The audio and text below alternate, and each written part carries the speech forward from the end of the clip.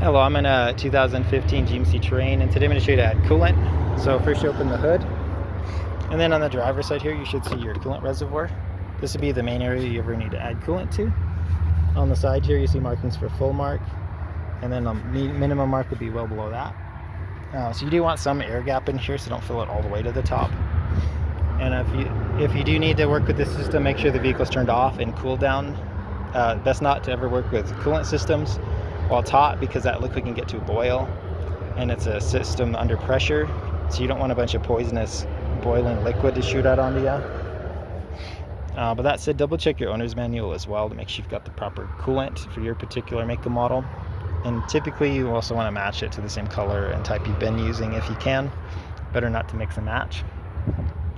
But if you do need to add, just unscrew this cap, and then with the funnel or straight from your diluted coolant jug, fill as needed till you're around that full mark, and then screw this back on nice and tight when you're done.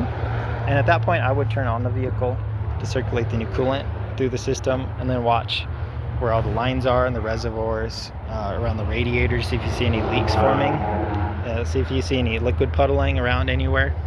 And wait until that, apart from water condensation, is it should have a slight coloration to it. It should smell slightly sweet. And you don't really want it on your skin, but say you have a glove on and feel it, it'll feel slightly slick compared to what water would feel like. But I hope this is helpful, and I hope you have a wonderful day.